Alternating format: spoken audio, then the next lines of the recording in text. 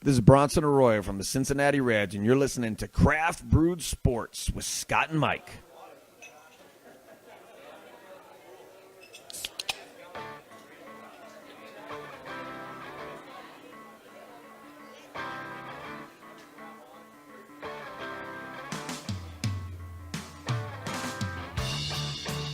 Hey everybody, and welcome to another edition of Craft Brewed Sports. I am Mike. With me, as always, my main man Scott. No Joe in the studio today.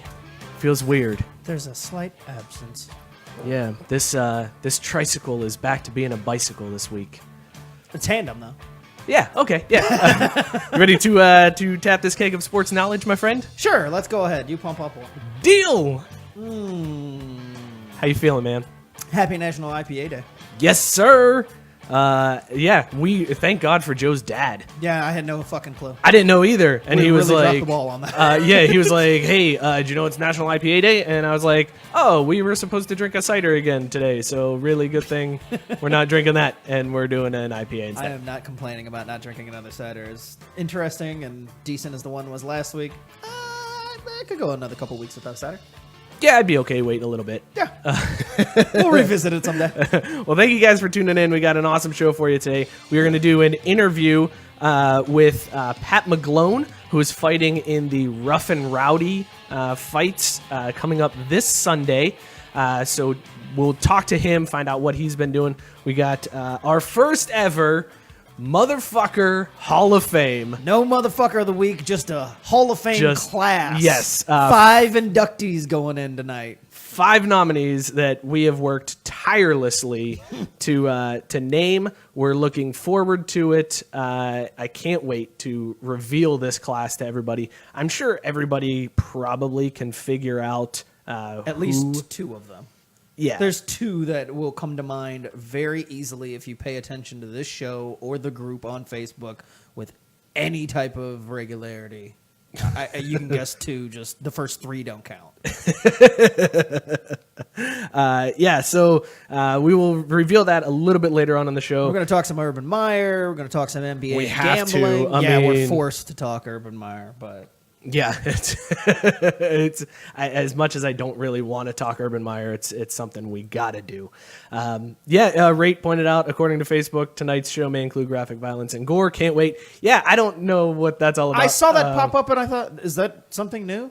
I don't. Are know. we going to kill each other? I might kill a computer or a program for the issues that we're having because once again we're having some issues getting onto 12 ounce. So apologies to 12 ounce that isn't listening anyways. So fuck it. I mean, like you'll hear the replay. I don't know. I can't figure out why this will not work for us. But whatever. We'll get this figured out eventually. Anyways, let's talk about the beer that we are drinking since we don't have a motherfucker of the week poll. So this week's beer is Liquid Truth Serum IPA. That was from strictly the reason I picked it up. just because of the name. Just You because went of the name. Just off of the name. Out of Dogfish Head Brewery. Found it and I thought, 7%, Liquid Truth Serum, let's go. That was all I needed to see. Because like we mentioned, we didn't actually plan on having an IPA today. And then I was like, we should probably get something. It'd be a bad look if anybody called us out on that. Yeah, and they're like, On a oh, you're beer the beer show and you don't have an IPA. Yeah. But here we are. We got it. So this one, I read up about this beer. It's kind of interesting the way that they do this. So normally IPAs are added in the boil. Hops are added in IPAs in the boil. And this beer, they add IPAs like throughout the process, even after the boiling. So they do whole leaf IPAs, they liquefy them, they've got pellets, they've got powdered, I keep saying IPAs, I mean hops. I'm just interchanging the two, where I'm like, oh, they use liquid IPAs. They're all fucking liquid IPAs, Mike, you goddamn idiot. Well, there's occasionally a solid IPA. You're right. So they use gaseous IPA. So they use all these different types of hops throughout, even after the boil in the process, and turns out to make this really citrusy, fruity IPA flavor. When they describe it as a resinous flavor, which kind of scares me that it's going to taste kind of like a weird way to... I'm like, am I going to drink bong water? Is that what this is going to be? Rosin bag right in your mouth. Real quick, Yes, sir. before we keep going on the beer, it's very not often, not frequent that we have breaking news, but earlier people were all up in an uproar that in the newest version of Madden, Colin Kaepernick's name was omitted from one of the soundtrack songs. Yeah, what was deleted that all out. about, man? Well, was that a according- fake video? No, it was Okay. true that it actually happened. And the artist had tweeted at Colin Kaepernick and said, hey, what am I doing? Don't know why they did anything like that. Colin Kaepernick said, thanks, appreciate it. But according to Derek Ravel on Twitter, EA Sports just announced that they didn't mean to omit his name. Oh, yeah. Seems kind of funny. But they're going to add it back in the update. Sure. Okay. Cool, man. Thanks. Yeah. EA fucking shit up since forever. EA Sports. Fuck Colin Kaepernick. That's their new motto. That's what's going to happen when the game starts up. But anyway, back to the beer. Anyways, back to the beer. So they say it's a juicy resinous flavor. Got great reviewers and reviews. 3.9 caps on Untapped and 93 on Rate Beer. IPAs tend to get really high ratings though on Rate Beer if they're good IPAs, because beer fans are IPA fans most Right. of the time. So take that with a grain of thought. Have you ever grain had of salt. one that was lower, like some of these IPAs? I feel An IPA that was lower? Well, that French toast one, and that was just because it wasn't widely available. I think didn't have That's high weird. marks. Okay, that's I'm very just strange. I'm just trying to think of IPAs that we've had on here. Were there any that stuck out as, oh, this one's piss poorly rated, and we're about to have it? That's the only one I can remember you mentioning that it had a almost incomplete rating just because it wasn't widely available. Was that French toast IPA? Yeah. Yeah, so I have no idea. Hang on. Looks like 12 Ounce just did some maintenance, rebooted their server. They're able to connect with our info. We might be able to get into 12 Ounce. So while I'm doing this, you fucking see. This is why we need Joe, man. I'm talking about something. All right, beer. All right, no initial thoughts. What do you think of this beer initially? I was trying to find. I spent more time in the store than I usually would trying to figure out which IPA to get and going through a ton of ones that we've had over the last few months. In fact, I was kind of nervous I was going to forget which ones we hadn't had and pick up one that we had already had. So I was very conscious of doing that. But I wanted to try to get something that wasn't generic, I guess you could say. I almost picked up Fatheads all day. I was telling Mike before the show, there was also a lot of very low ABV IPAs out there, just like 4.8, 5.2, and I don't know, I just wasn't in the mood to have something that low to pay $12 for a Right. sixer. So when I found this, I just, like I said, went off the name, went off 7%, and I was kind of expecting it to be overly hoppy just based on the description. I am pleasantly surprised that the flavor on this is pretty damn fantastic right out of the gates, and it is not overly hoppy. Dude, at it all. is super smooth. Yes. Like very smooth. Well, and I was also looking at ones that maybe had some fruit. I was like, all right, we'll get something to cut something tonight. I saw a pineapple one, but it was one of the lower ABVs, and I'm like, fuck it. So I was thinking that, this was going to be overly hoppy, and I was just going to have to deal with it. This tastes like there's some sort of fruit in it, even though I know it's nowhere listed in the description. Like I couldn't tell you what it is, but it has more of a sweet flavor. Now it does say there's topical fruits. Is that right? On the graphic, does it's supposed it to be say tropical. to- Or yeah, is it it's- supposed to be topical? No, it's topical. It's a very, it's a very, top of mind fruit. It's like one of those fruits that are. Wait a minute, is that how it's supposed to be? Oh my God. So the topical fruits are really shining through. So first impression is that this is damn good. God damn it. We are a goddamn mess on this show. Constant. Why are we always a mess, man? I don't know. That just kind of sealed it. Like, wait a minute, this graphic that's been up for the last 5 minutes says topical fruits. Very topical. Topical fruits, topical show. That's what we are right here. Topical sports. I think this is a really good flavor on this one too. enjoy it. Super, super good. I'll again, with all of these, I don't know if I'm going to be able to get through all of it without it kind of growing weird and tasting a little nasty. 2 16 ounces is a little bit to get through, especially with an IPA. So yeah, I don't know, but as always, we'll see how it holds up. Yeah. You ready to do some Upper Deck here, man? Yeah, in a second. I had to move things around, but this is also a reminder that Craft Brewed Sports is brought to you by Upper Deck, Upper Deck. Jesus, man. Upper Deck is brought to you by Minuteman Tickets, which is owned by a couple of local Ohio dudes who are sports fans just like all of you. Minuteman helps customers find the best deals on the market. These guys are all about honesty all the time. Every time, if someone has a better price, they'll tell you straight up. But Minuteman isn't just about sports or concerts or guys who can't read their reads correctly. They'll help you out with tickets to literally any event you want. They'll even sell your tickets for you. Or guys who can spell. With college football right around the corner, end of this month, can't wait. Be sure to hit up Minuteman for all of your OSU football ticketing needs. Talk about topical. Go like them on Facebook where they do weekly giveaways of merchandise, sports, and concert apparel, and of course, tickets. Check them out at MinutemanTickets.com or give them a call, 614-943-3000, and avoid all the fees. That's 614-943-3000. That was my favorite Minuteman read of all time. We nailed that Minuteman read. Leading off Upper Deck, Silver said that the NBA would be the first, and they are. The NBA and MGA. MGA? MGM. MAGA? That would make more sense. How ironic would that be if Make America Great Again was partnering with the NBA? But no, MGM.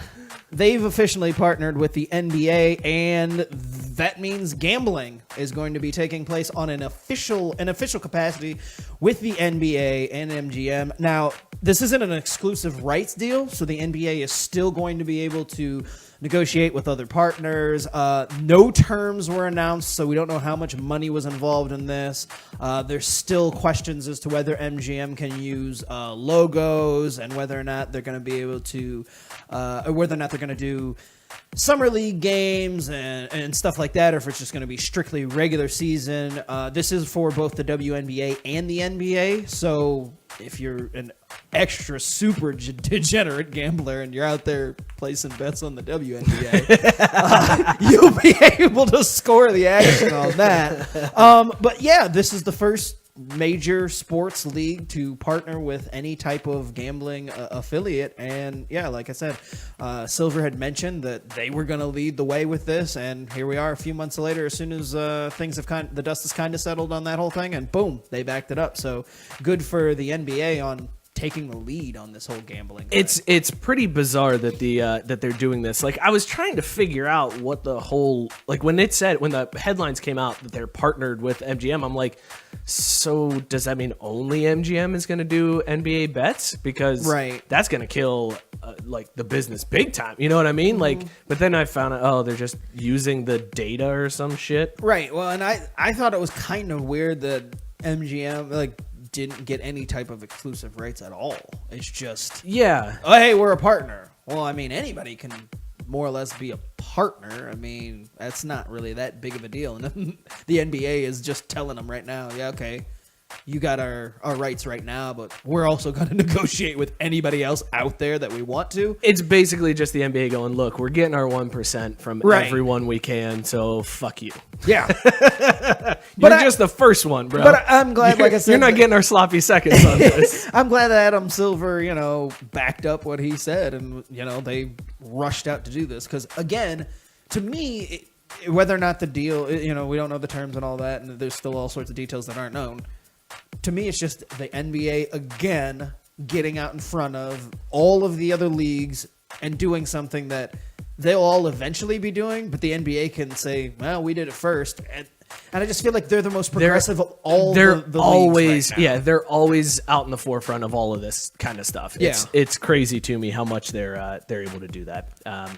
That's going to be super crazy to see how that all plays out. It's going to be awesome to kind of watch how gambling evolves with sports, even though it's already been a huge part of sports the entire time. it's going to be really weird when we look back in 10 years and say, oh, hey, remember when the NBA partnered with MGM and now it's grown into this gigantic thing? Because I know that it's going to turn into just this huge enterprise and things are just going to blow up. And I can only imagine how sports in general are going to look in the next 10 years. Gambling in sports, I think we're going to look back and be like, wow, it was small potatoes when you could just go to Vinnie Von Boots in a back room somewhere and place your bet. Right. And now they've got it to where, you're sitting there legally gambling from your living room on your phone with no qualms, no hesitations, and, depositing and, getting money sent straight to your accounts. Like, it's going to be cool. I'm looking forward to wasting both of my son's college tuition on sports betting now that it's completely legal. Good luck, kids. If Joe was here, he'd hit us with moving on. Anyways, next, you remember Shawne Merriman? I do. Lights out. Lights out. Well, Shawne is taking that nickname to a whole new level as he has signed on with World Bare Knuckle Fighting Federation. We talked about that a couple months ago. They had their first legally sanctioned bare knuckle boxing match in the United States was just recently in Wyoming. They've got another one coming up next month, and I think that's the one that Shawne Merriman is going to fight in, which not a whole lot of training time on his part. Like, I guess they're just like, look, man, you're big. Like, you're going to knock this dude out. It don't matter. You played in the NFL, you're a name. Right. Just go out there and hit somebody. Like, they're not going to hurt you. It'll be fine. But Shawne Merriman, this is like, I mean, there's been some MMA fighters that have gone into that league and signed up with them. That now that they're bringing in some of these names, and granted, Shawne Merriman is an older name and a retired dude, but it's still a name that they're bringing in. So I think that's really solid that they're starting to do that and starting to bring some attention to it. What I want to see is this bare knuckle boxing allowed to go to other states. Like right now, I think there's only 2 that they're operating in. It's like Wyoming and Tennessee or something like that. So in Wyoming. Right. Flyover country, right, yeah. literally. Even Wyoming is like, yeah, I don't know why we're here, man. Like, this is some bullshit up in here. There's about 10,000 of us here. Sure, you can bare knuckle box. Whatever. We don't give a shit, man, what you do. Just as long as you're here, like, cool. Thanks for coming. Appreciate it. But I would like to see Shawne Merriman fight in this. Well, we're sitting here talking about gambling and professional sports leagues gaining traction.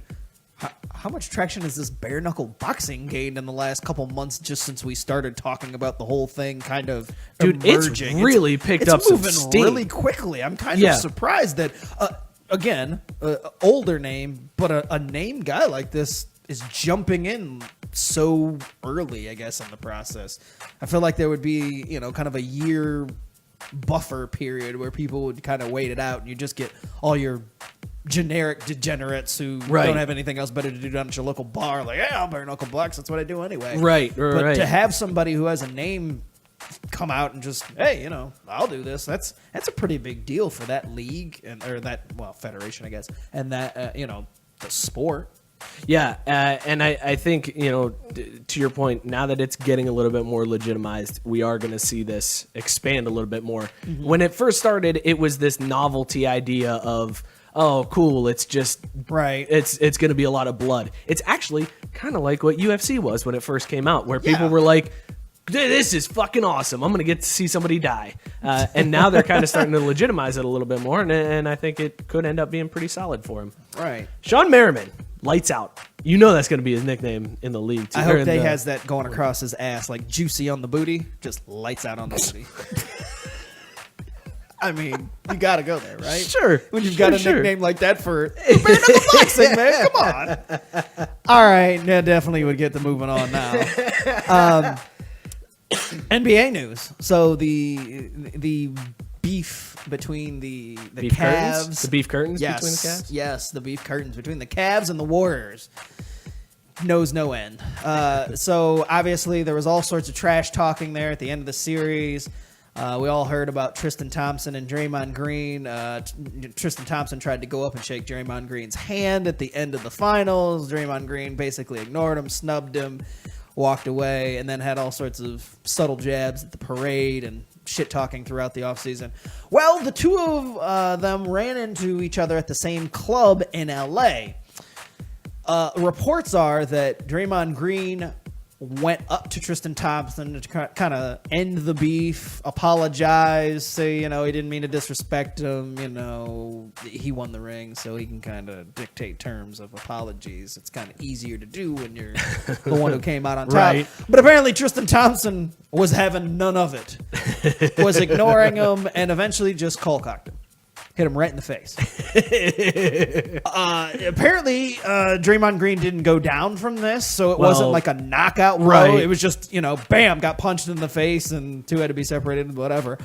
Well, now Draymond's saying that that's not the case. And, in fact, not only did he say that's not the case, he said that, he said that he'd been watching everybody's reports and news stories over the last few days on Instagram, and that the reports are false, that it didn't go down like that. But Cleveland Cavaliers fans were saying that they were going to throw a parade to celebrate Tristan Thompson decking Draymond Green.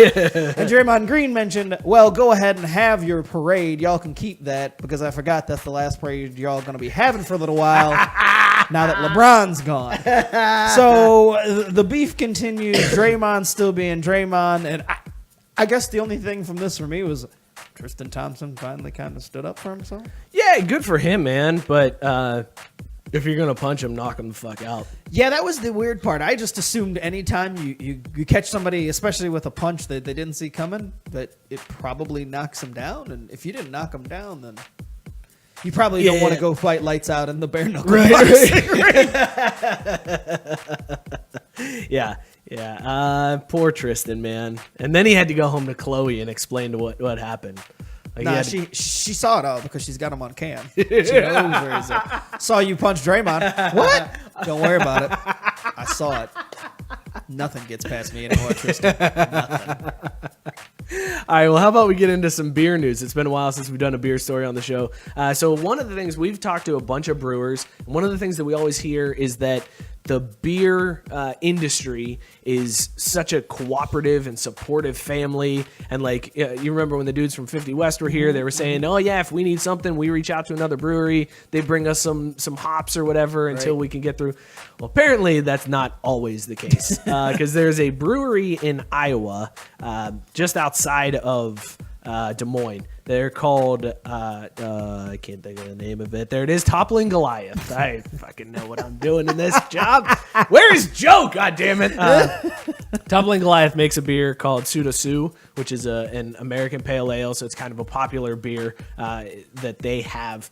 But basically, their head brewer left and he was unemployed for a little bit, and then he went to a different brewery that's in Des Moines that just opened up called Thew Brewing, which is the worst name for a brewery I've ever heard because I can't fucking pronounce it. Thew, Thew is the name of this brewery.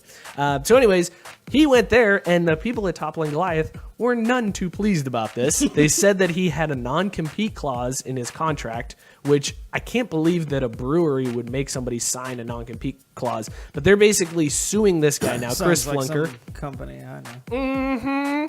Fuckers.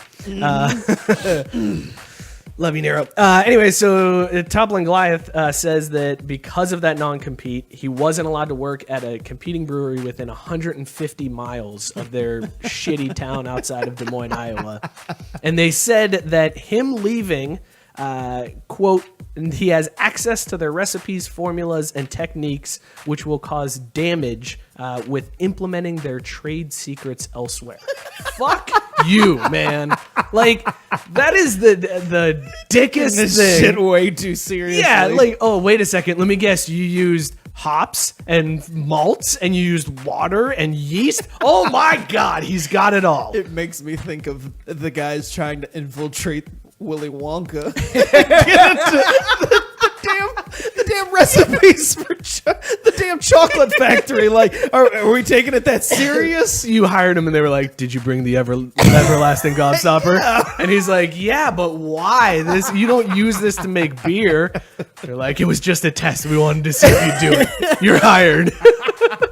I mean, seriously, that's the first thing that hopped in my mind. Like, come on, guys. It is not that serious. Yeah. That they're taking the entire recipes and And I mean, here's the other thing too. A really good brewer, like somebody who is considered a better brewer, can taste a beer and can deconstruct it. Like, remember when we were talking at Blank Slate, like they're able to just manipulate things and be like, even if this isn't how you do it, I can make you think that's the exact same beer using whatever ingredients I can. Right. So it doesn't matter. All he has to do is go pop a can and taste it and be like, yeah, I can make this. I could totally do this one. Yeah. That's why Matry just puts their recipes up on their website, because they're just like, any good brewer can do this. So whatever, you guys can homebrew this. It's Right. fine.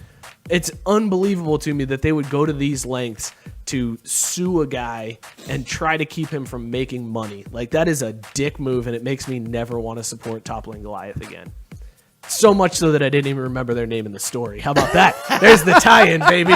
Boom, nailed it. That's why you stumbled. All right, cool. Well, we're moving on to my favorite story of the week because, man, you want to talk about petty. So, CBS Sports analyst Dennis Dodd is a little pissed off at Bryce Love. Bryce Love is a junior running back out of Stanford, and he's a preseason Heisman candidate. But he skipped Pac-12 Media Day this week. Well, Dodd thinks that you need a really good excuse for missing the holiest of holy Big 12 Media Days, or Pac-12. Pac-12, it's very important to go there. We know all of you listening probably streamed it live to not miss a second of it.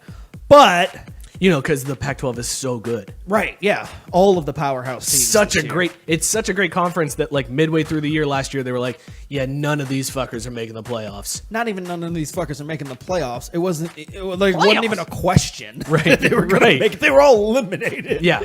But anyway, so Love actually missed because he's trying to graduate early, had to take additional summer classes. He was at a lecture when the Pac-12 Media Day was going on. How dare he? That's the reason that he missed Media Day. How dare you? But that wasn't a good enough reason for Dodd. In a column, Dodd went to say, quote, put it this way, try to envision Tim Tebow in his heyday skipping SEC Media Day because, well, school. Right or wrong, that wouldn't have happened. The need to better himself, the conference, and his school would have outstripped another summer school lecture, end quote. Well, Dodd also went on to say, quote, let's just say Stanford forfeited a bit of leverage to protest if Love doesn't win the Heisman, end quote. Fucking dick move, man. Well, first of all, the fucking Heisman shouldn't need to be levied for. Like, the school, sitting there doing it. And a school like Stanford, I would hope, doesn't stoop to enough lows to be sitting there petitioning that their guy win the Heisman. I would hope that Stanford would just say, yeah, I mean, he's going to win it off his merits on and off the field. And, if he doesn't, then be damned. We're not about to worry about petitioning to get it. I mean, if there has to be that much politicking, I'm not saying that politicking doesn't go on, but at a school like Stanford, I hope that they're above that. But how in the fuck is some guy going to sit here and say, nah, man, you shouldn't be trying to better yourself with school. You need to worry about this conference. You need to worry about you need to think about us first. You need to come talk to the media. And what are the...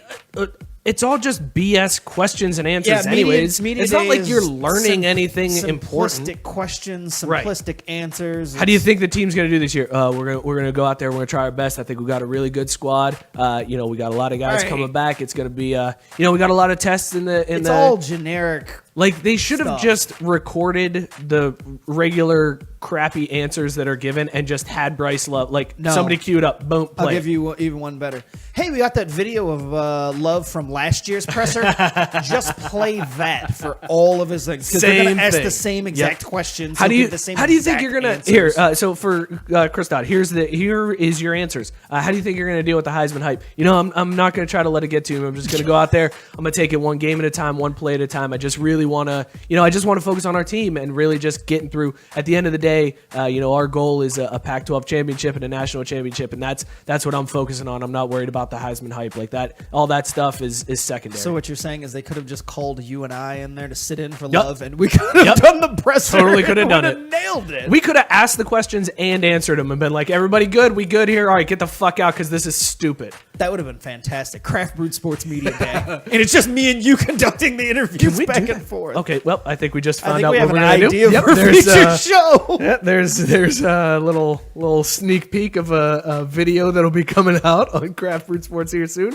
All right, let's get into your last story of the week. For not really having things planned out and like stories that we were like, man, we don't really have much to go on these. Upper Deck's taking a long time today. Last story of the week.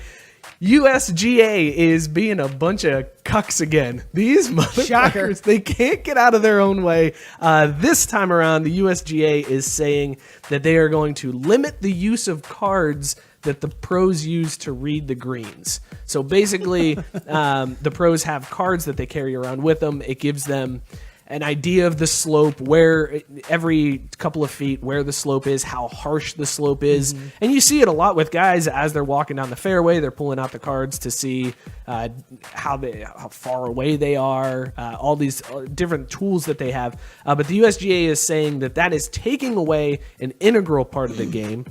The head of the USGA said, quote, reading a putting green is a skill that should be part of the game. It's traditionally been a skill that's part of the game. Oh my God. Anytime your reasoning is, because it's always been that way, probably shouldn't be a good reason to go to. He goes on to say, you think about architects and the subtleties that they sometimes put into greens. It's part of the challenge of the game. And these materials were just eliminating that challenge and eliminating the need for skill of a player, end quote. So they are trying to limit the cards that are used. Basically, it'll only be under, if the slope is over a certain amount, then it'll be in there. Otherwise, the green would be blank. And you have to read the green to tell if it's going to break or not. Old white man gonna old white man. One of the dumbest things. The I mean, so here's the other thing that kills me. You're talking about a sport where there is another dude standing behind you telling you where to hit the shot, and they're saying you can't look at that card. That's taking it. I mean, that's taking things away from the skill. You need to go ask the guy that's been carrying your bag around all day, like we did in the old days. You also need to use the old style putters and walk. Can't use none of them golf carts. They didn't exist when we were out there. It's such a ridiculous thing from the U.S. Golf Association. This has been Upper Deck. Golf is brought to you by MAGA. Brought to you by Minuteman Tickets and that bullshit. Wow. Hey, real quick before we move on, we got a question on Twitter. Alice Jones wants to know when we're going to have Catherine Nero on again. Hopefully soon. I just tweeted Nero and said, "Hey, I would love to have Nero on. The people want you." Do you think she's going to? You think she's going to open up on the show if she comes back on? I hope so. It's Nero. I would love that. That's a beat. I mean, we get some Cincinnati love if she comes on here. But I definitely want Nero back on the show. Okay, we got Nero. A platform for there her. you go, Nero. Come in and talk to us and let us know what's going on. I'll see if I can work the back channels, make that happen. Sweet, good deal. All right, the drunk line is open, 440-37-DRUNK. Feel free to call in. We will take your calls up until 9:30. At 9:30, we're going to do an interview with Pat McGlone, who's fighting this week in the Rough N Rowdy Brawl in Youngstown, Ohio. Let's talk. I mean, let's get right into the Urban thing. Yeah, because we need to get this out of the way. Okay, so if you don't know, Urban Meyer is on paid administrative leave at this point from Ohio State. Basically, his wide receivers coach is a piece of shit human being and beat up his wife in 2009. Again in 2015, he had a restraining order placed against him last week during the Big Ten Media Week. And Urban Meyer said, if I would have known in 2015 that he had beat his wife, we would have cut him out then. He would have been done, and that would have been the end of it. Turns out that Urban Meyer likely did know about it in 2015. Text messages that were obtained by Brett McHenry from the victim of the incident showed that at least Urban Meyer's wife knew about it, and the likelihood that she didn't tell her husband, pretty slim. There's also text messages that show that other wives of coaches knew what was going on. So again, tons of people in the locker room knew what was happening, knew what was going on, and then all of a sudden didn't tell Urban Meyer about it, which I find very hard to believe. So now Urban is under scrutiny for not reporting it, and essentially lying about not reporting it. It's messy. It's very messy. It's a very messy situation. And it's one of those things, too, that I struggle with because on one hand, from Meyer's perspective, and I'm not excusing what he did, but there were not charges pressed in 2009. Now, the victim did go on to say that the reason why she didn't press charges is because she felt pressured by the university and by the coaching staff to not press charges because it could cause issues. So there's that angle to it as well. But there was no charges. I don't think any charges were filed in 2015. I think there was an arrest made, but there's even some scandalous shit with the police report. Like, everything is just a fucking mess. Really quickly, Right. Nero Yeah. said, she's here, she's game. We just need to provide the blueberry shandy. Deal. All right, good. Well, maybe that's how we're coming back after Baby with Nero on the show. There you go. That'd be a good way to come That'd back. be a big get for the second time around. Right. So anyways, Urban Meyer likely out at Ohio State. How do you feel about how this whole thing went down? It seems so weird because I felt like we didn't hear anything, and then all of a sudden it just blew up. But then people are saying, "Oh well, we knew back this time," and then suspensions back at Media Day last week. And to me, it was all of a sudden like it started. It wasn't a snowball downhill. It was like it started as this medium-sized snowball, and then all of a sudden it was just this gigantic snowball. And right. I just was like, "Wait a minute, what is going on?" Yeah, In it fact, turned quick. Yeah, and when I initially heard the thing, I thought, "Oh well, this is going to play out over a couple days." Next thing you know, he's on administrative leave. I was actually really shocked. I thought it would take a little bit of time to get to that point, if that's the point it was going to get to. But I guess to Ohio State's credit, they acted quickly and were like, all right, let's do an investigation. But for the moment, we're going to do this. It's dicey because we live in a different time. If this happened 10 years ago, we probably aren't even talking about this, unfortunately. But domestic violence is a very hot button issue right now. And if you know anything or have the ability to stop anything and you don't, you're just as Well, and guilty they're as- required. Coaches are required by Title IX law Right. to report this type of stuff. Well, and you're just required as a human being in Right, general right. that if you Yeah, know, yeah, agreed. Yeah. see or know anything, I mean, barring all that stuff, like that's great. All by and by, but I mean, you would just hope that anybody would want to do something. Now, there's reports maybe that he did try to intervene and they were like doing things on their own, but I don't understand why Meyer would risk everything seemingly now that it looks like for this. And I know where you're about to go with this because you want my tinfoil hat conspiracy theory? You have this Frank Underwood theory that I love. It's a but good theory. It's a good theory. It's so convoluted that, I mean, I told you yesterday, if it's true, then I let him keep his job just because he had all the foresight. Here to is get to my this theory point. on why Urban Meyer would risk all this. The person at the center of this, Zach Smith, is the grandson of Earl Bruce, who is a very famous Ohio State coach, very prominent figure in the Ohio State world. Urban Meyer leaves Utah, goes to Florida. Fuck you for doing that, Urban Meyer. Such a dick move. But right there is your indicator that this guy's a piece of shit. So he goes to Florida, hires Smith on at this point.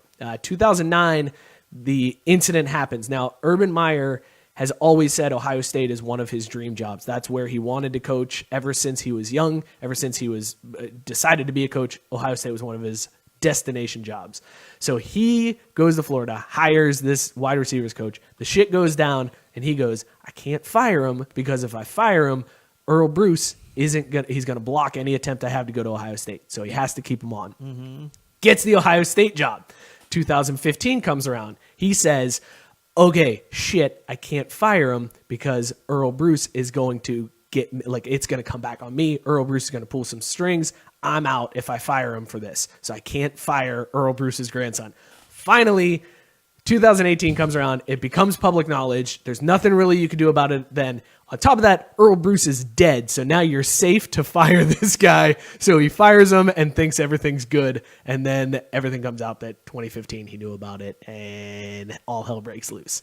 That is my conspiracy theory tinfoil hat way down the rabbit hole. That's me being Alex Jones, just being like, let me tell you about 9/11 and Urban Meyer. But the crazy thing is, it doesn't sound entirely off the wall, unfortunately, because these college coaches are so...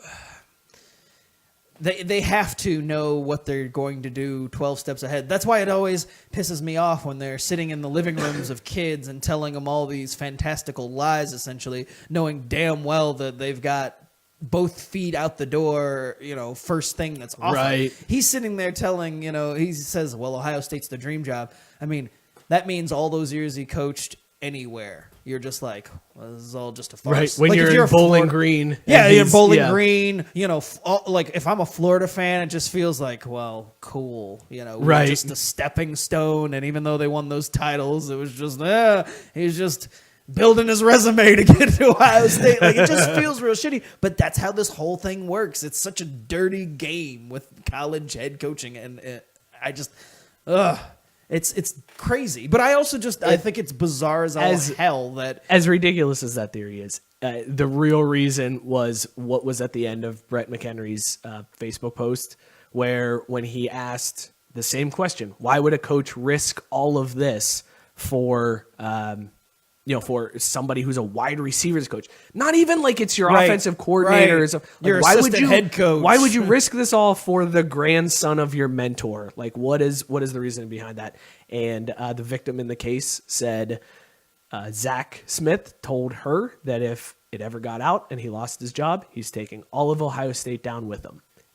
There's the problem, because all the shady. Let's face it, it's not just Urban Meyer. It's every coach in the NCAA is shady. Yeah, absolutely. Let me back that up. Every winning coach in the NCAA is shady. There's absolutely no doubt about that. So Urban's got skeletons in his closet. He's done some shady shit. I mean, he signed a murderer. So he's definitely done some things that are a little uncouth. And Smith knows it. And he is the one that can take down not just Urban Meyer, but the program in general. And that's the reason why he gets to stay on staff as long as he does. Until it becomes... oh shit, everybody knows about this now. There's no way we can cover it up. You got to go at this point. He gets to hang around and collect a paycheck. It's nuts. The thing that kills me is there's two sides to this that really bother me. Number one is the Ohio State fans who are coming out and just bashing this woman, saying that, well, you didn't press charges, you didn't do it, like acting like it's her fault in some way. But which on the other is side of what that, fans inexplicably do somehow victim blame. I never understand that. Yeah, it makes no sense to me. But on the flip side of it, the people who are like celebrating Urban Meyer getting fired over this are also driving me fucking crazy about it. Like, I get it. Right. Urban Meyer is a sleazeball. I don't want him to have any success either. But take a step back and realize why this is going down, and don't celebrating the fact that he's getting fired is like, yeah, but he's getting fired because he allowed a woman to continuously get beat. That's fucked up. Right. Somebody had to get beat for this to happen, and you're celebrating it because you perceive that it helps your team in some way, which is demented as all hell. But the same people who are also blaming her, again, are thinking because it helps Ohio State in some way. I don't know. To their credit... Ohio State fans have been, the ones that I know, all of the Ohio State fans that I know have all said, any truth to it, he's got to go. Yep, everyone I know too. I haven't seen a single fan that's defended it. I don't know any personally that have sat there and tried to blame the victim. So I will give Ohio State fans credit that they're just like, and also, I mean, it's kind of shitty to say too in the scheme of things, I guess. But if you're an Ohio State fan, you know that what other job? Like, it's one of the most desirable jobs in the country. Like, Urban Meyer's done that. Outside of Nick Saban, you literally have your pick of any coach in the country who will want that job. So it's kind of easy to say, Urban's got to go if this is the thing. Right. Because they're in a spot where everybody wants that job. Right, because it was Woody Hayes punches somebody in the throat. Woody's got to go. All right, Jim Tressel comes in and leads you to a national title, and then the tattoo gate happens, and he lies, and it's, well, if he broke the rules, then he's got to go, and he goes, and then Urban Meyer comes in, and the next season, when you're not bowl eligible, he goes undefeated, and then ends up winning you a national title too, and it's like, yeah, Urban's got to go too, I guess, because who gives a fuck? Like, I could coach Ohio State to a national championship at this point. Well, probably not, because I would get picked off by a 10-year-old. Yes. But that begs the question, and my question on the whole thing is, where's the line for fans? Like, how much are you willing to put up with from a coach? What's the level of shadiness before you're like, nah, this dude's got to go?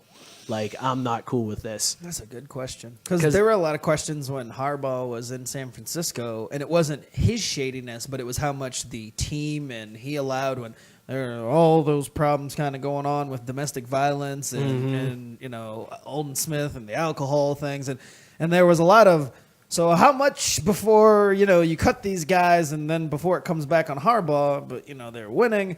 And it's always such a dicey thing because, I mean, I didn't want Harbaugh to get fired, but I also it was tough to reconcile. Oh, yeah, I'm cool with him fostering these guys that are sitting here consistently getting in trouble for domestic violence and other things. Like, it's tough. It's really to make tough, that call when, you know, easy when you're not winning, though, I'll tell you that. And when your coach ain't winning, and then it's like, oh, he's got to go, man. So it's like the two extremes. When you're a top tier program and you're going to be fine no matter what, it's easy to be like, yep, he's got to go. Or if you're a dog shit program and you're Kansas, it's like, nah, fuck it, who gives a shit? Well, cut him. But I will say that though there's been a lot of, I've seen the comparisons, and again, everybody more or less agrees, but then you're just like, oh, well, which is worse? But I've seen a lot of the comparisons to Penn State and Joe Paterno. And, well, they're similar in that you've got a coach who wasn't involved in what was going on with an assistant coach, but might have known and didn't say anything. Right. And while one kind of seems worse in the category of fucked up things, I guess you could say, they're both still terrible in their own right. So, I mean, which is ultimately worse? Knowing about and not doing anything? Or, you know, I mean, where do you say, all right, that guy's got to go because he didn't do enough? Right. Or, you know, because we'll never know how much Joe Pa actually knew. And I highly doubt that we'll ever know how much exactly Urban Meyer I think we'll knew. know how much Urban knew. Maybe. I mean, yeah, I think it comes out how much he actually knew on this. But I'm just saying from his perspective, like, he can kind of gloss over, he can kind of sugarcoat the way, like, he knows. I mean, we can say, well, he knew X amount of stuff, and we can do the same thing with Joe Pa, but how much do they actually know, and how much is it just like, well, I want to turn a blind eye to certain things? So let me change directions here. Do you think maybe Urban did know and did report it to Gene Smith, the AD, and Gene Smith sat on it? And when it came up at Media Day, Urban said, I didn't know anything about it because he's trying to protect the program as a whole. Like, because if you notice, there's this trend with, at least with Tressel, where he kind of took the fall for everything. Was like, yep, it's my fault. I'll fall on the sword. Because he kind of valued the program bigger than himself. So he took the blame for everything and kind of helped out the university in that case.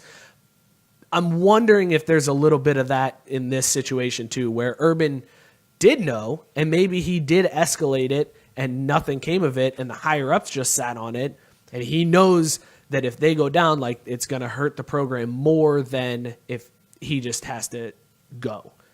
The dude's made so much money. He's at the pinnacle. People regard him as one of the best coaches in college football. I mean, I guess that at that point it's like, do you take the hit to your reputation to try to protect the program? And I honestly don't know. Like, I could totally see that being the case. And if that's what really happened and it comes out that that's happened, Ohio State is fucked. That's going to be problems. Yeah. I mean, it's so... There's so many levels. Like, it's if any of that's true, like what you're saying, and the program did know and sat on it, that opens up this whole big old Pandora's box. Like, it's all of this is because of money too. Like that's the funniest part is like all of this fundamentally boils down to money. Yep. For the university, for the coaches, like everything, and that's really shitty to think that somebody getting domestically abused, it was allowed to go on by somebody or some program or entity because money. Right. That's pretty fucked up, man. Right. God, that's like when you dark. I was gonna say when you boil it down to that, you're just like, damn. That's super, super dark to think about that. It is. Oh, man. All right. Well, where do we go from here? Rate says that Urban will be the next coach at Michigan. They're the ones, Michigan fans are the ones that are really salivating about this, which is, again, I think that irks me just as much as the fans who are. But then, like, the Ohio State fans, whenever I haven't said shit about this online other than saying if he didn't report it, he deserves to be fired. I didn't think before this all came out, before this whole article came out, I didn't think he was going to get anything more than a suspension and like a quick slap on the wrist, maybe pay a fine that goes to a women's shelter or something like that. But it snowballed very quickly. But every Notre Dame fan I've seen that comments about it and revels in the fact that Urban Meyer is now fired, some Ohio State fan comes back with, well, at least he didn't kill a kid. And I'm like, God damn it. Where are we at that, like, we justify, yeah, well, duh, I know covering up domestic abuse is wrong, but he didn't kill a kid. And that's it's kind of like the Penn what State the thing. fuck, man? Like, well, no kids got raped. Like, come on, man. I mean, it's still terrible no matter what. Like, you can't really compare it to other crimes like that. yeah, super ridiculous on everybody's part. So do you think he ends up getting fired, or do you think this administrative leave is just sort of like a let's hope this blows over? I actually hope, and I think what ultimately ends up happening is that he resigns, because it'll cast him in a better light if he takes on the onus and says, you know what, I'm going to step away from this. And then he kind of does the Jim Tressel thing, right? I mean, he takes the fall. The university doesn't necessarily suffer. He still looks somewhat decent. I mean, as decent as you can in some people's eyes, but it'll be like he'll be accepting blame by resigning, and so he kind of gets to move on if he's still interested in coaching. I don't know, because if this was his dream job and there's nowhere else to go from here, and he's made all this money, and he faked heart issues at Florida to get out of there. I mean, like, does he just ride off into the sunset anyway? And if this kind of just becomes a thing, if that's the case, then it's better than saying, well, I got fired from my last job, right? So I think for all parties involved, they kind of push it towards a resignation, and then it just kind of like fades to black, kind of, sort of. I mean, because I can't see him necessarily coaching anywhere. And if the only way that he could is if he resigned and then, kind of sat back for a couple of years, eventually somebody would poke around. But do you think somebody would, though? Do you think somebody would take a chance on him after something like this? Yes, because that's just the way it works. He's still a winning head coach, and it boils down to winning. It's all about them dubs. Yeah, I mean, you gotta get them dubs. I mean, that's the problem, is money and winning will trump it. And somebody, I mean, I don't necessarily think he'd end up with, an Ohio State level job, but somebody would be like, you know what? Him knowing about it and not saying anything. He wasn't the actual one doing the domestic violence. That's true. So that's how But he would Tressel, get justified. Tressel was like fucked after it all came out, and he lied to the NCAA over tattoos. He was fucked to the point that he was just like, "Yeah, I'm done coaching. I'll go be the president of Youngstown State." Which was weird. I mean, I thought he would get another job someday, but he just didn't. I think that maybe was that's kind of just a personal him. choice. Yeah, you're right. But again, Urban Meyer's at that age too. I mean, he's not a young guy, so I mean, how much longer? You got to imagine that this was his last job if he just rode off anyway. Yeah, like he wasn't going to have another job after. So being forced from this job, I don't really know that you could say he loves it that much. And knowing that he'll never be at Ohio State again, if that was the dream, what's kind of the point What's of the point? going on? So resign and then just kind of move on, I guess. We'll see how that plays out. Let's switch gears altogether here. We got on the phone with us right now Pat McGlone from Youngstown, Ohio. Pat is going to be fighting this Sunday night in the Rough N Rowdy Brawl #4, live from Youngstown, Ohio at the Cavelli Center. Pat, can you hear us, man? Yeah, man, I can hear you. Hey, man, how you feeling? I'm feeling really, really good, man.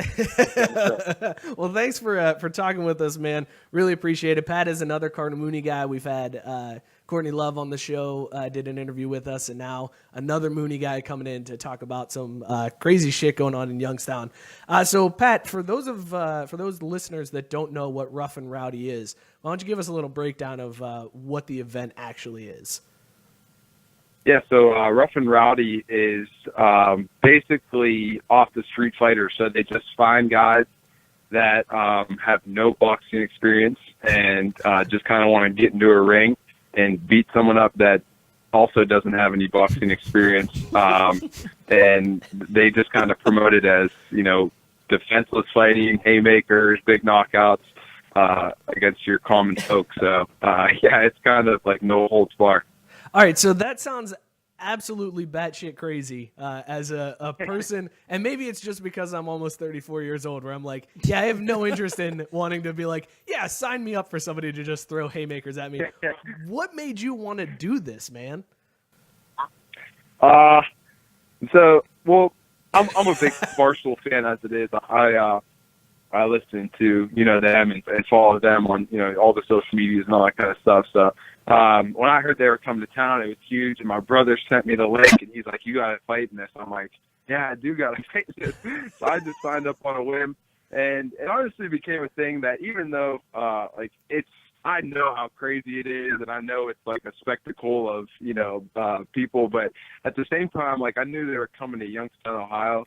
And I kind of wanted to just put my hat in the ring to be one of the people that kind of defended our town. Like everyone says, even the Barstool guys talk about being the city of grit and all that kind of stuff. And I just wanted to be one of the guys that kind of showed what Youngstown had to offer as far as toughness and stuff like that. So you mentioned your brothers were the ones that kind of brought it to you as going in there. So it sounds like your family is pretty on board with this. You're also a firefighter in Youngstown. How's the reaction been around the firehouse? Well, the brothers were all for it. My brothers, they were all excited about it. They're Barstool fans too. The fire department, those were like my other brothers, and they were mixed feelings. It was almost like your actual brothers, where they were giving me a hard time, telling me they hoped I got knocked out and all this kind of stuff. But they're going to be there in full supporting me when it comes down to it. So, there was a lot of reaction from those guys too.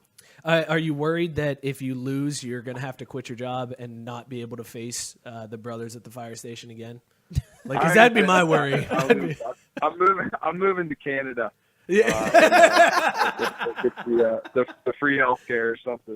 But yeah, you are. I can't show my face in Youngstown again.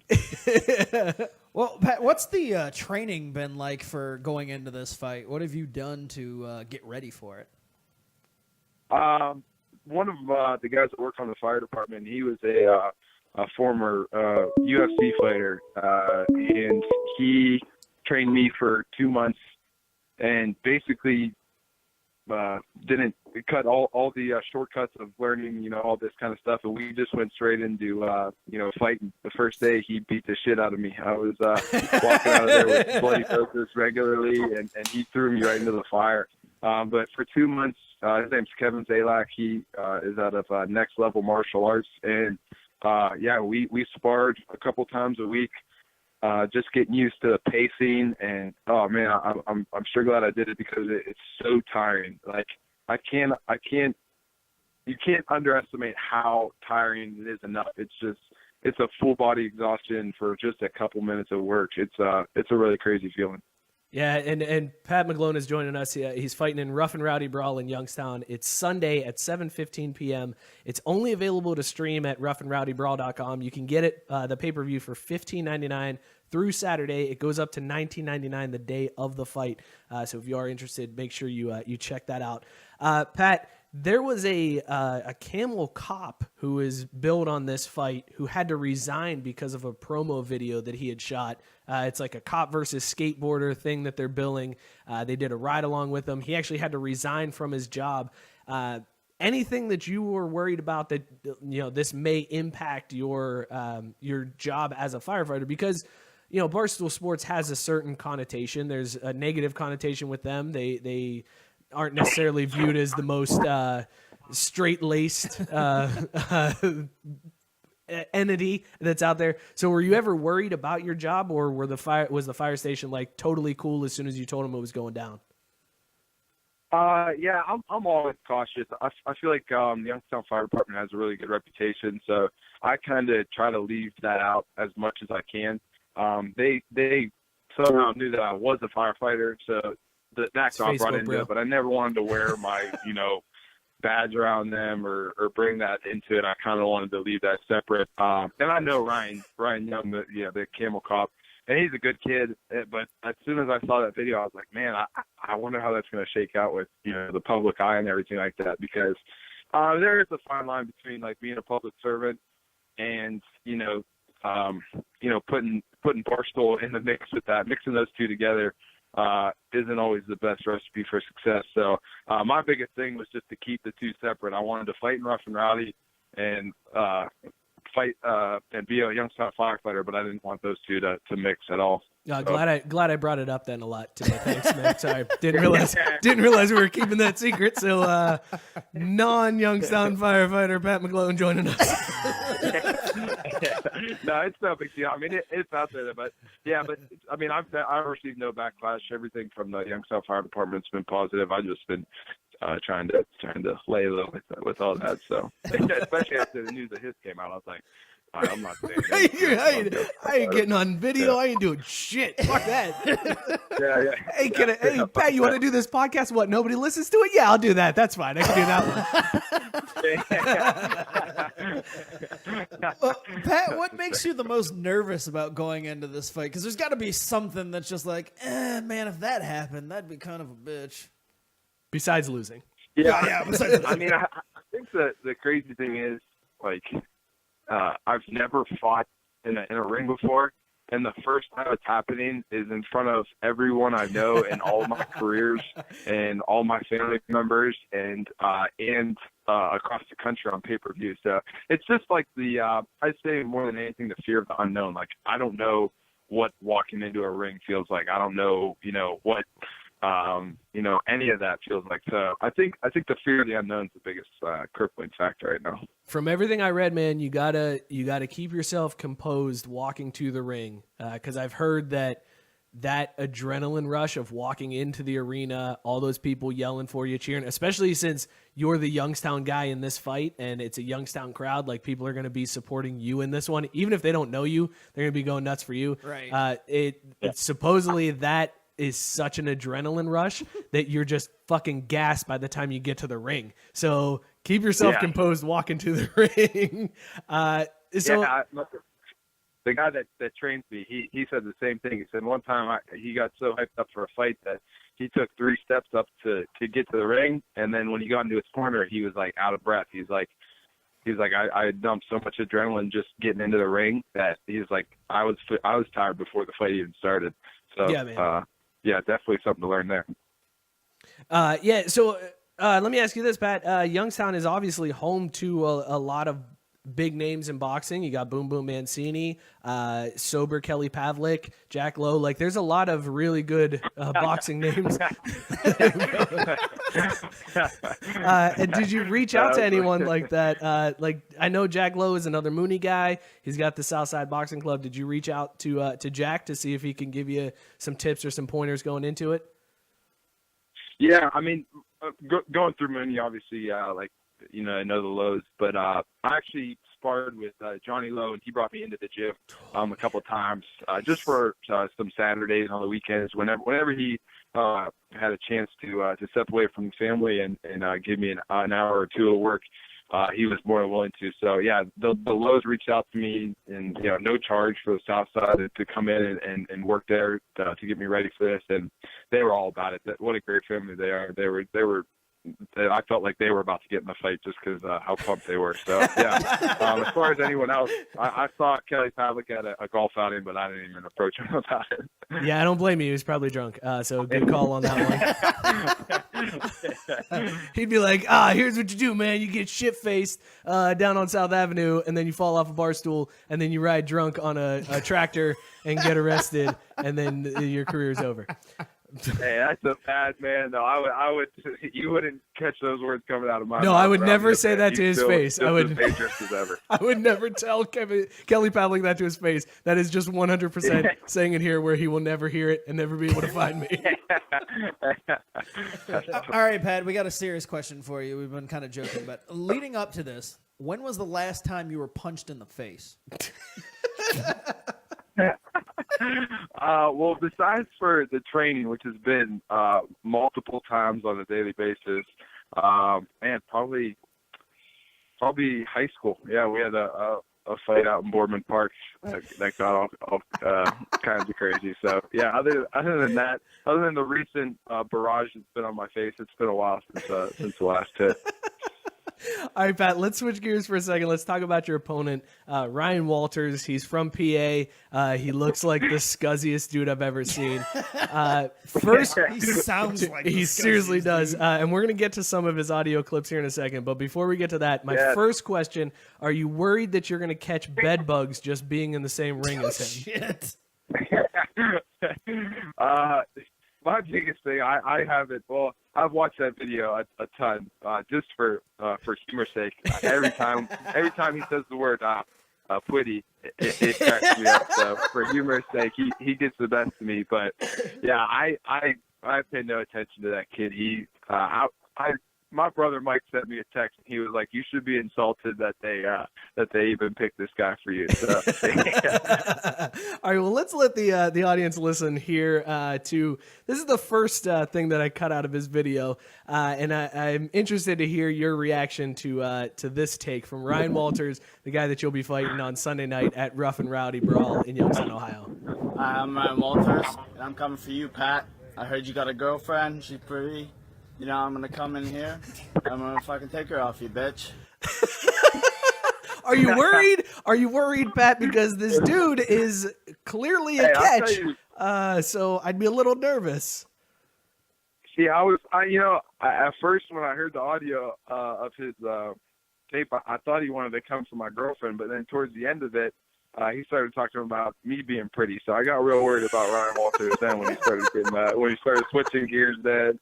And now I'm worried about that he's coming for me instead of my girlfriend. So we got to keep an eye on him. Yeah. So that's this next clip is exactly what Pat is referring to. Pat there. McGlone, you ain't a fighter, dude. You got your fucking Hawaiian shirt on, your pretty hair. You ain't nothing but a pretty boy, dude. Because I'm either here to fuck or fight, and I don't see your girlfriend. Let's go. So does that mean is he gonna fuck you in the ring? Like, are you worried that? All right. So Pat, are you gonna cover up your butt? Like, is that it's gonna be like guard the jaw, guard the body, and somehow guard the butt so that Ryan Walters doesn't fuck you in the ring? Is that what you're worried about? I mean, luckily boxing's face to face, so I don't know if he tries to sneak anything around the back end. I know things have reached that level, but that video he took me for. I was dying. Every time I watch it, it gives me a good laugh. So, all right, I got one more clip from Ryan Walters' video, Pat, that I want to get your reaction to, because if it were me, this would be rather intimidating. So I just want to hear how intimidated you are to find out just how tough the guy you're fighting is. This is from paintball right here, bitch. But after the fight, I'm going to have one on this side from your girl after I beat your ass. Pat, he's a paintballer, and he got shot in the neck, and now he's coming for your girl. You know that everyone says don't fuck with paintballers, man. That's a bad dude.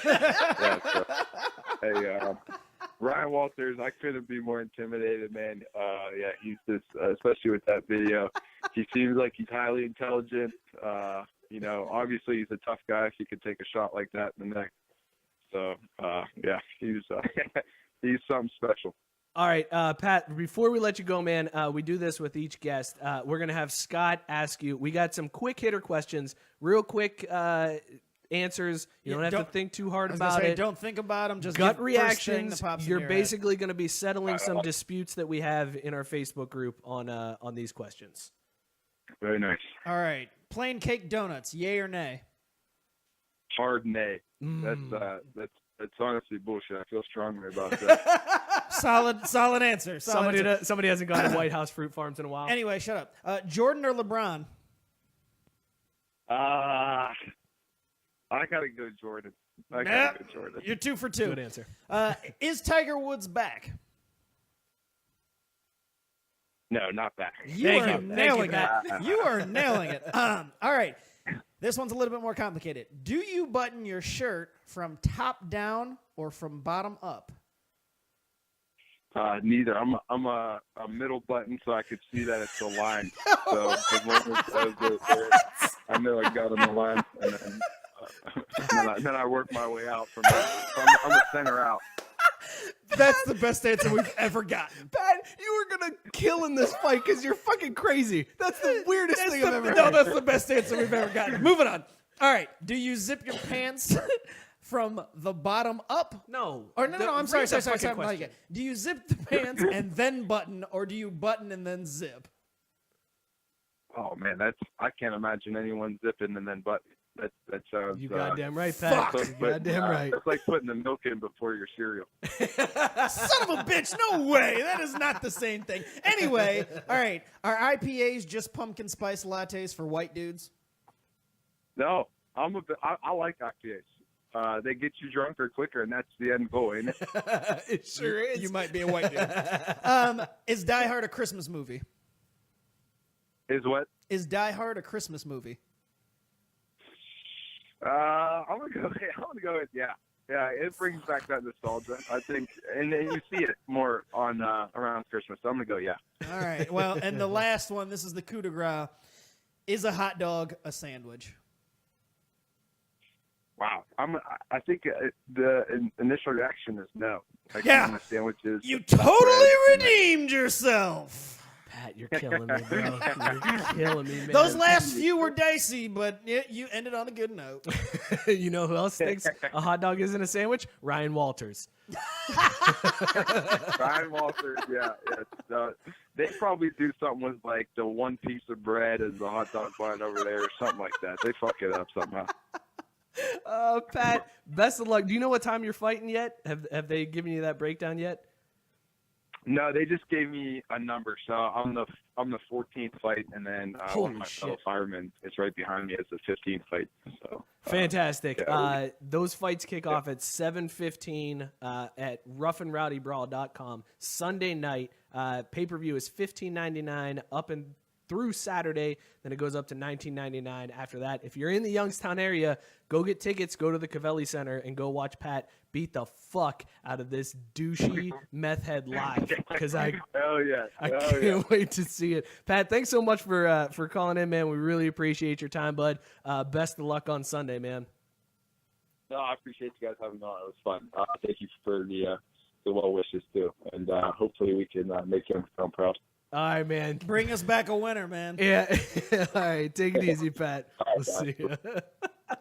That was Pat McGlone fighting in the Rough N Rowdy Brawl here in Youngstown, Ohio.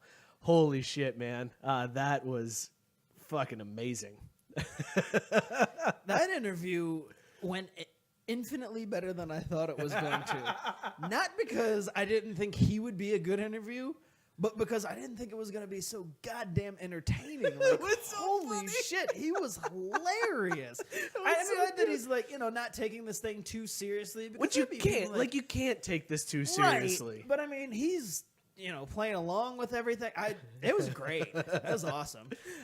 So good.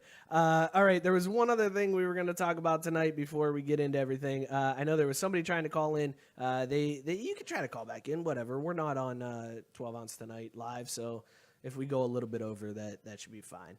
But anyways, this came out this week. The Oakland Athletics have decided to suspend their season ticket policy, which is, it sounds crazy. like the headline is really kind of jarring. I had to read this story twice to kind of make sense of it, not because they're doing away with season tickets, but because of the way they're doing the tiered policy that they're kind of going with. I can't figure out whether or not it's good for the fans or not. Dude, it's great for the fans. Well, Okay, why do you think it's not good for the fans? the only reason Hang on, back up. Let's explain to people what's going on. So go ahead and explain what they're doing. Okay, so they're instead of season tickets. Right, so they're doing away with this season ticket package altogether.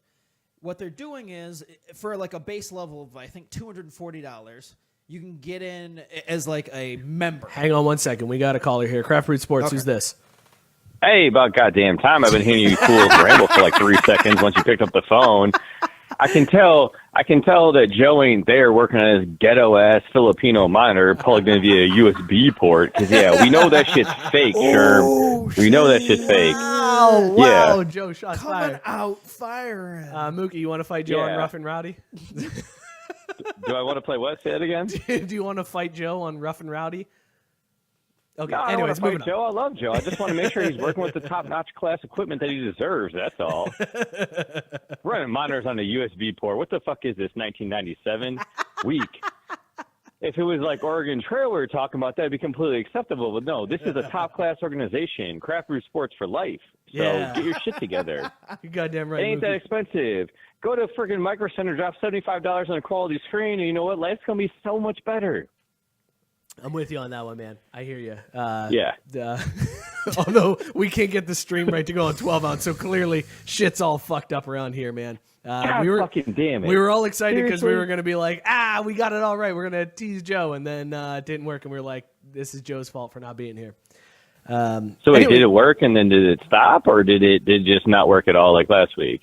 Not work at all like last You know, week. not that I'm trying to like tech support or troubleshoot right now. I'm just asking for a friend. No, it didn't work at all. I don't know what's going on, man. I'm just fucking Anyways, so what do you got for us this week, Moogie? Well, first of all, let's talk about motherfucker of the week, so we can cover that right now. Holy and get that out of the shit, way. we didn't even do our goddamn Hall of Fame. I told you we were supposed to do that, and we got past 45. In fact, Mookie, we got to go. It's Hall of Fame time. Thanks for the call. Click. Mookie, we love you, man. We'll talk to you next week. Okay, peace out. Love you guys. Love you. Bye. Seriously. How the fuck did I forget about that? That was why I reminded you, like, at 37, I'm like, how much time are we going to do for this? 45 will get out. Now, I got lost in the damn interview. It was a good interview, though. It was such worth a it. damn good interview. We're not under the time. We're not under the 12-ounce time crunch right now. Oh, so we're not? No, because we're not live on their. We're not live on okay. the station. So let's do. We can go a little bit over. It's fine. All right. Well, welcome to your 2018, the inaugural motherfucker Hall of Fame. We are here in beautiful Norwood, Ohio, ready to present the non-jackets of any color type that we have to our The middle finger busts. Yes, the middle finger bust to our 5 nominees.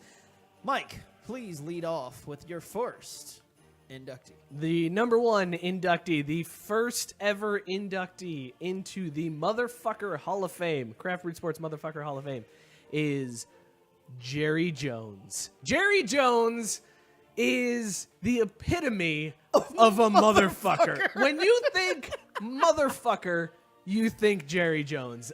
This guy Is the worst. cannot stop meddling in his team. He wants all the spotlight on him. I think that's why Des Bryant got, because he was like, you're too popular. I should be the star of this show. I'm the only one. And now Des is gone. Jerry Jones obviously has had some issues with people kneeling for the anthem, despite the fact that he can't take off his fucking hat during the national anthem. This piece of shit is clearly just an old racist motherfucker. And he's like the face of Make America Great Again. Like, seriously.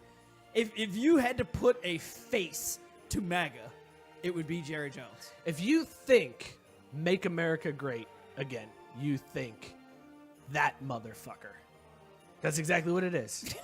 That sums it up so well, man. He You are is right. your official first inductee into the motherfucker. Tip of the cap, Hall of Fame. middle finger right to you, Jerry Jones. Congratulations. You goddamn first motherfucker. But not to be outdone, our second inductee into the motherfucker Hall of Fame, who actually Jerry Jones co-signs, and they still have a deal. Best of friends. Papa John.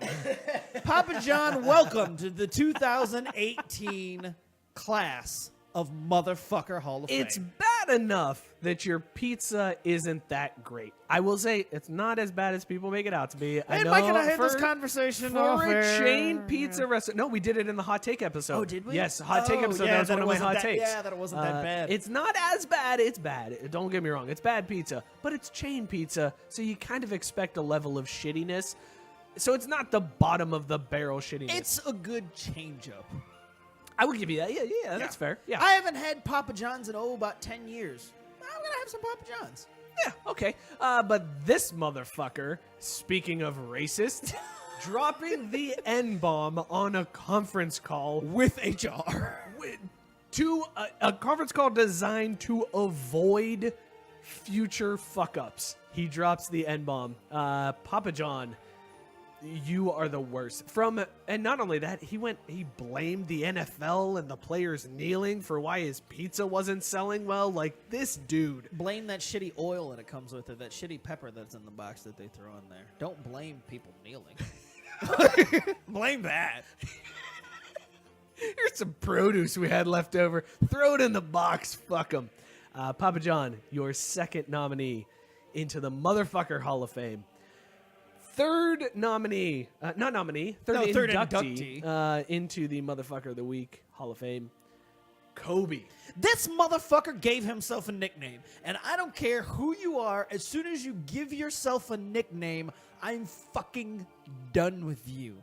Black Mamba can eat a Black Mamba as far as I'm concerned.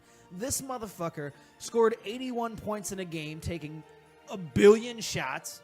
Did the same thing in his final ever NBA game, taking a billion shots to score 60. He set fucking team basketball back about 4 decades. People think that Jordan was a ball hog, and then this motherfucker, who was Jordan wannabe light, came across and just fucked up the entire league. Everybody says that it was Shaq's fault that the Lakers fucking fell apart. No, it was solely on the shoulders of Kobe. I don't give a shit that he won another one after Shaq left. Shaq won another one after he left. So what's that tell you? He did it with less of a Kobe in Dwayne Wade. Motherfucker, Kobe is the worst. That doesn't even scratch the tip of the iceberg. He's a fucking rapist. That was a joke, you goddamn asshole! You son of a bitch. That was going to be my joke. I was going to let you rant. That's why I was like, yeah, keep it going. And then I was just going to come in and go, Kobe raped a girl. Moving on to your next inductee for the Motherfucker Hall of Fame. This is a guy that during discussions pre-show, as we're trying to figure out who should go into the Motherfucker of the Week poll, this is a dude we very rarely put into the poll. And the reason why is because we know putting him in will be an automatic W. He is going to get voted on every time, just as soon as somebody sees his leathery fucking face. That's such a great description. And that is none other than Nick Saban, the next entry into the Motherfucker Hall of Fame. Which is funny because we spent all that time talking about Urban Meyer.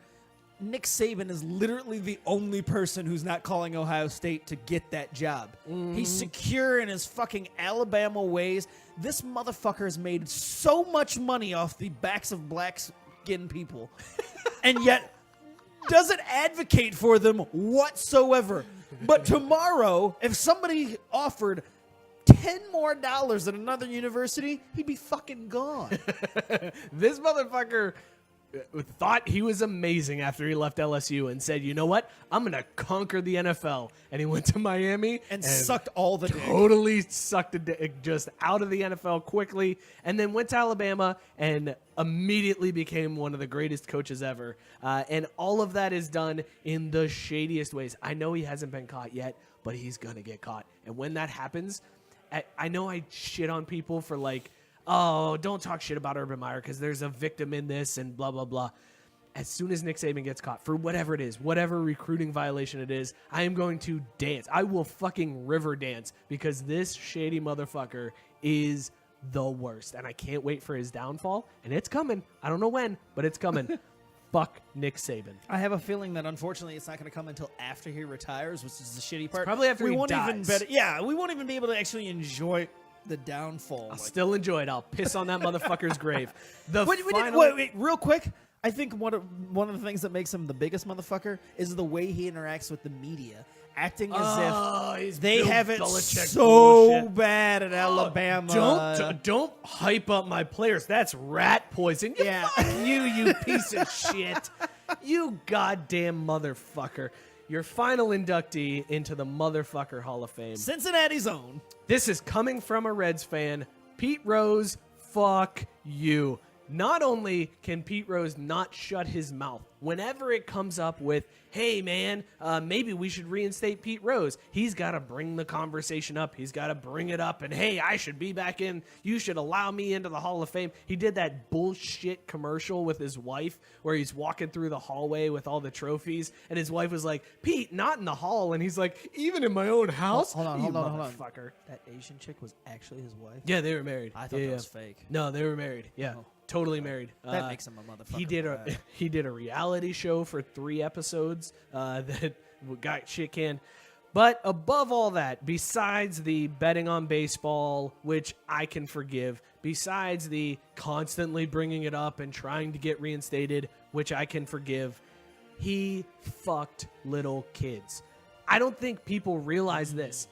It came out in his deposition or when he sued somebody about it not being allowed in baseball. He sued, and it came out in court that he had sex with a 15-year-old girl. And Pete Rose's defense to that was, no, she was 16.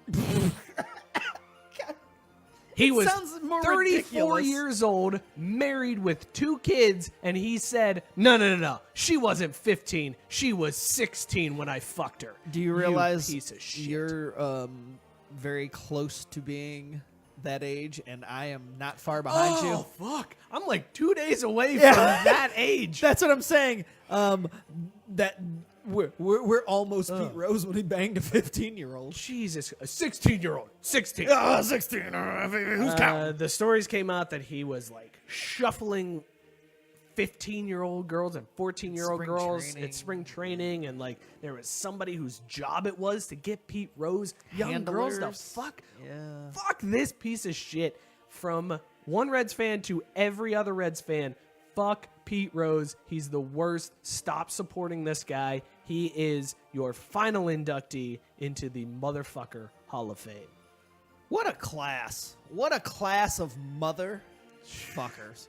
In fact, I'm already dreading next year having to do. We can't top this. There's not a group of 5 people that we could possibly. We cannot get top that would this be class. Better than this class. This was This is the motherfucker coup de grace.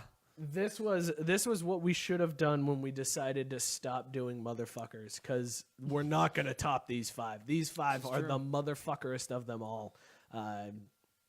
I hope you guys enjoyed that, because that was super fun for me. I really enjoyed that. I loved the Christmas music that played in the background. I loved venting about these guys. Holy shit, that was amazing. Should we get into Consume It or Can It? Absolutely. Okay, let me find the sound. Oh, you know what? That was Joe's idea, by the way, about the motherfucker Hall of Fame. So shout out to Joe for coming out with that idea. Perfect. That was just for Joe. All right. Consume It or Can It, brought to you, as always, by Tavor. This week, we have Dogfish Head Liquid Truth Serum IPA. Scott, I will let you go first. You want the truth? I want the truth. Consume. This beer not only held up, it's still going strong. At 7%, it's you gotta sip it slow. Slip but, it? Yep. Slip it. You gotta slip it so. You gotta slip that Jimmy right on in, real slow. But no, I mean the flavor is still just as good from the first sip until now. Nothing changed, which is very weird to me. I thought, like you mentioned at the top of the show when we were talking about the flavor maybe not holding up, that it would get to where I thought, it's too hoppy or it's a little bit bitter. But this beer is really fucking good. Like, this is the rare IPA that I can say, not only do you need to go try it, but I'm like, I'm probably going to pick up more of this just when I get the chance just to have for myself, because it's really damn good. So consume all the way. Easy. double consume, because holy shit, is this a good IPA. I don't know if it's my taste buds evolving where it comes to IPAs. Like I absolutely think that it's mine. I can tell you. Don't know this if I would have beer, consumed this before. a year ago, I would have came the shit out of this beer.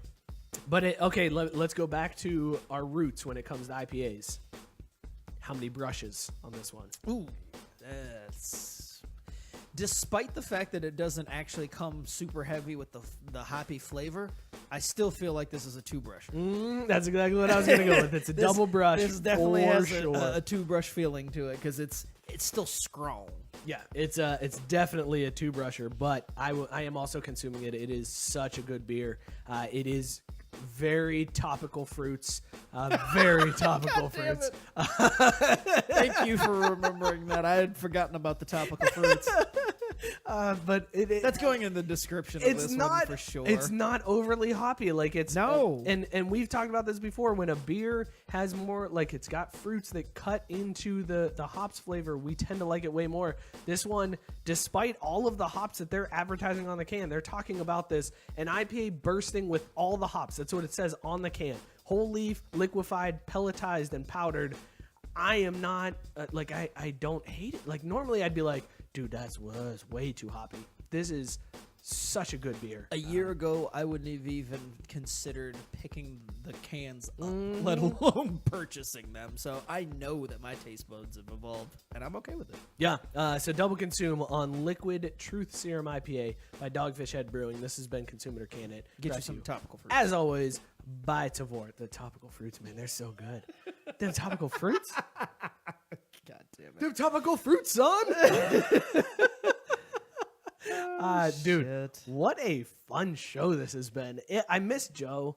I do miss Joe, but it was really fun. Like it, I swear, when we have the issues and we just end up going and saying "fuck it," and we get back to our roots, just doing the show, not caring who's listening, what technical things are going on, everything ends up being better. I haven't looked at Shitty the as it Facebook sounds stream sad. all night. Like, I don't even know what's going on there. I don't know. I saw some comments, but The tech issues drive me fucking crazy. And to those of you that listen, I really apologize. Like, it drives me nuts. We are trying so hard week after week Yeah. because we get it to work pre-show, post-show, and we think, all right, we got it down. And then without fail, 10 minutes before we're supposed to go Something live, fucks up. something happens and everything fucks up. And it's like, all right, we're just going to have to deal with this. But it's so weird because we know we've done it before and we know what we have to do. Work. And it Shit just should work. doesn't work. So to those of you on 12 ounce listening to this replay, I apologize. I will figure this out. I don't know when. Next week is likely our last episode. If we make it to next week's episode, Cross your fingers that we get to one more. And we're going to have Tank Mansfield on. Tank is going to come hang out in studio with us. He's got some art shows coming up that he's going to promote. So shout out to Tank. I really hope we get to that episode and he's able to come on. After that, it is going to be baby time and we're going to take a couple weeks off. And maybe during that time, while I'm sitting there staying up at 3 o'clock in the morning doing a feeding or changing a diaper, I can figure out what's going on with these settings and why shit isn't working. Maybe God willing that we're able to figure that shit out. But yeah, Tank next week on the 9th. Really looking forward to I love when Tank's in the studio. He is one best. of my favorite guests that we've had on the show. He's one of our favorite listeners, period. You goddamn right. I'm really looking forward to having him back in studio. Joe will likely be back next week. I will be a year older on next week's episode. I'll be more mature. So happy birthday to you. I don't care. Good luck. Oh, shit. Yeah, so I've been waiting all night to do that. I figured you were. We can't go an episode without alluding to the Levitard show in some way. I give no fucks on that one. But yeah, next week is going to be a fun time. Really looking forward to that one. Also, if you guys haven't done so already, go join our Streak for the Cash group. Just go to Streak for the Cash, search for Craft Brewed Sports in the groups, and join up. You still have plenty of time to get in. That's the cool thing about Streak for the Cash. You can jump in midway through and end up winning the whole thing. We are giving away a ton of stuff. There's going to be a $100 Minuteman gift card that's up for grabs. There's an autographed Bengals flag by their 2nd and 5th round draft picks, courtesy of Minuteman tickets. We're going to give you a Craft Brewed Sports t-shirt, Craft Brewed Sports sticker. And look, don't think that if you're late that you don't have any chance of winning, because Streak for the Cash. And that's exactly what I just said. No. It's not that. I was gonna say it's such a motherfucker. Not quite motherfucker Hall of Fame worthy. Yeah, but it's a motherfucker. I've thought, like, I used to play it religiously, and no matter what, it was, oh man, these are some, no doubt, I got this. I mean, I can't believe somebody's like, it's fucking humbling as shit. My streak just broke on a game that was 99%. That I was like, there it is. I'm about to go to 2. I've never had a streak longer than 4 on this son of a bitch. When I used to play, I would get up to like 15 and then I'd shit the bed. But yeah, go join that. Streak for the Cash. Just search for Craft Brewed Sports. Hang out with us, especially during this off time. We're also going to be doing something super fun with picks this year for football. Stay tuned for that. Yeah, we'll talk about that next week, and if we don't get to an episode, we'll put out a video about that.